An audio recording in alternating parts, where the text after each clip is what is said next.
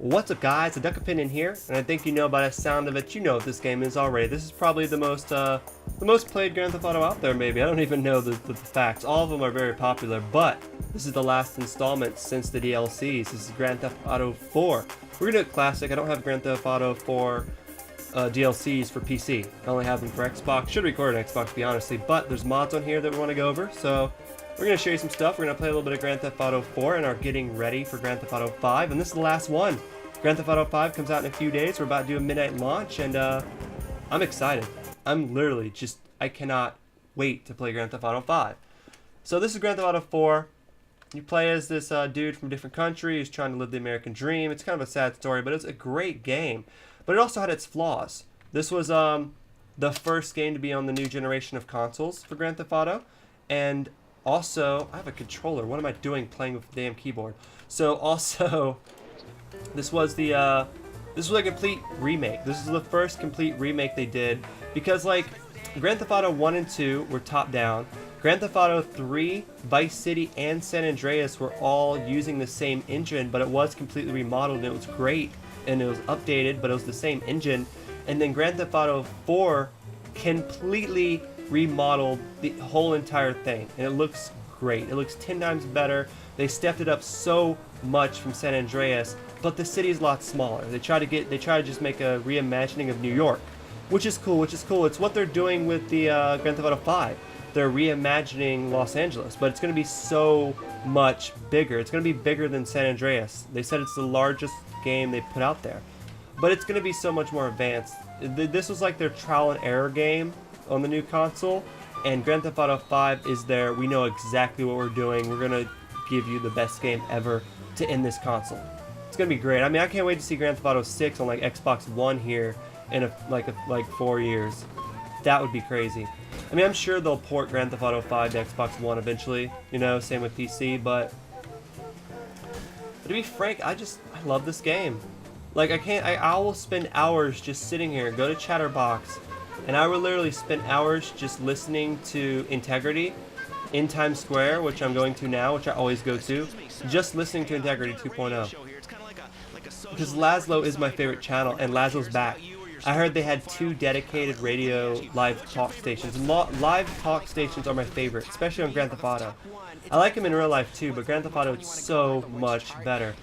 So here we are, in the midst of it all, in Times Square, which is awesome. So let's go ahead and get rid of this damn car, and let's get a bite to eat at a burger joint. It's just so cool. I mean, they even have like cool little fighting physics with like just the fist, how you can just fight people. Let me figure out things. Here we go. Like how you can just fight people and fist fight people. It was always fun. I know a lot of people said it was like goofy and not as well built, but I love fighting people in this game. It's really fun. I really hope they update it and make it a little bit better in Grand Theft Auto 5 to where you can just kill someone with your fist. Are you not going to serve me? You know what not serving me means, right? I also have a more people and more cars on the road mod. I have a lot of mods on right now. So you're going to see a lot more people on the road and a lot more cars than you normally would when you're playing Grand Theft Auto. I also have a little cheat bunker right there. I could bring up any of this stuff. I can bring this up and be like, I would like to be invisible. I would like to do this and that. It's really good. So I'm not going to use it though. I think we're just going to sit back and not worry about the mods. We're just going to have fun with it. I mean, you guys probably all seen Grand Theft Auto 4. You guys are more than ready for Grand Theft Auto 5, and so am I. And it's coming on this channel very soon. We're doing a midnight launch of it. A midnight launch on the 17th, Monday at 11:59. I will be at a GameStop waiting for that shit to roll over Tuesday, 12:01, to get Grand Theft Auto 5. This coming week, this coming in a few days. I cannot wait. It's going to be great. I'm going to do a video of us going and doing it at midnight launch, me and my lady. I'm going to do, you know, an unboxing video with that, and then we're going to start the Let's Play. We're going to start tips and tricks, and we're just going to start straight up footage. It's going to be great. Can't wait to show you guys Grand Theft Auto 5. I just cannot wait. So, let's do one more thing just for fun. Enough of this flying around, enough of this controller stuff. I'm going to have to actually jump out of here and use keyboard for this, but press 0, which isn't working. I might have to sometimes, like, this is a little bit buggy, so you have to like reload a game sometimes, but I'm going to show you my favorite mod, and this was something I wished for in Grand Theft Auto 5 for years, until I got a PC that could actually run it and do mods. Because technically, this is the first on-console game that was Grand Theft Auto that you can play multiplayer. But you could play multiplayer in San Andreas, but it was on PC. It was like a mod. So it was a wee bit different. Alright, so this is something I've been wanting to do on Grand Theft Auto for such a long time, especially on Grand Theft Auto 4, because you're very limited to what you can fly.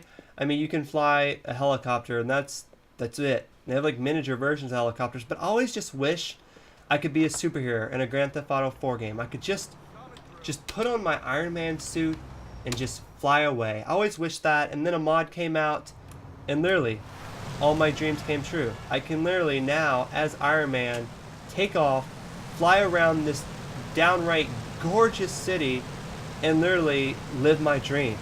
Like, ever since I played Grand Theft Auto 4 when it first came out, got it at launch day, I always dreamed to be able to just fly around like Superman, like Iron Man, whoever it is, and just be able to fly and to float in midair and just do whatever I want as if there was a jetpack. And there isn't, because now I was in Vice City. We did a video about that, which is in the description below, but I've dreamed about this moment for so long. And now with mods in the PC Grand Theft Auto 4, which I'm playing now, you can do this stuff. And you can do it for fairly cheap. It's on Steam for $20, and you can have any mod you want. And sometimes it's on Steam for like $5 and $10 on sales, this Grand Theft Auto 4, and it's definitely it's worth it. It's beyond worth it. So let's do some cheating. My little cheat menu. And let's see about... I don't even want car options. I really just want to be able to... I know you probably can't see most of this, but I just want to be able to change the day to night or something. I guess not, though. So, as you see, this is a mod. So there's a huge island over there, but that island's really buggy. Every time I go to, it's just glitchy, and there's nothing there. It's really boring. They should have added like another city or something. But look at that. Look at how absolutely beautiful and stunning that is. This game, it's amazing. Hands down, one of the best open world games you can play when it first came out. I mean, they have ones that like has upped it. Like Saint Rose 4, I would say, is better than Grand Theft Auto 4. Just because Saints 4, I mean, you're a superhero. You don't need mods for it. They give you all the powers, and it's so much fun. I put about 40 hours into Saints 4, but I will say I put probably more than 100 hours into Grand Theft Auto 4. So, I mean, Saints 4 is a great game, but it just was a little bit boring, and so is Grand Theft Auto 4, but this was revolutionary for its time, and Saints 4 is great, but it just feels like a DLC with superheroes for Saint Rose 3. So we're going to do one last thing in Grand Theft Auto 4, discover one of the many Easter eggs. So there's tons of Easter eggs in all of the Grand Theft Auto games. This one in particular, it's just great. So my ability to not be able to climb this would almost probably damn us, but you probably have to get on this side. But I'm Iron Man, so I mean, if I want to go up a hole, I'm going to go up a fucking hole. So here's one of the most non-secretive things about this game. There's a heart in the Statue of Liberty. Like, quite literally. A nice, gross, beating heart. Like, see, I'm inside the statue right now. Where did you come from? But yeah, there's a beating heart in here, which is really cool. It's one of the first Easter eggs I ever found in this game. And I hope to find a lot more Easter eggs like this on Grand Theft Auto 5. So I want to thank you guys so much for joining me on this Road to Grand Theft Auto 5 Let's Play. Hope you guys enjoyed all the classic Grand Theft Autos that we played. I definitely did. And I can't wait to play Grand Theft Auto 5, to show you guys all the footage, and just to be epic, and to climb over chains, and to jump down ledges and kill myself. It's going to be really fun. Hope you guys will stick around to watch it, to enjoy it. And that's it. I would say we're pretty much done now that we went to the damn hardest Statue of Liberty. So, yeah, that's it. Dusk and Fly. Like the video. Hope you enjoyed it, and we're about to cover Grand Theft Auto 5 here in a few days. Like the video, like I said. Talk to you guys later.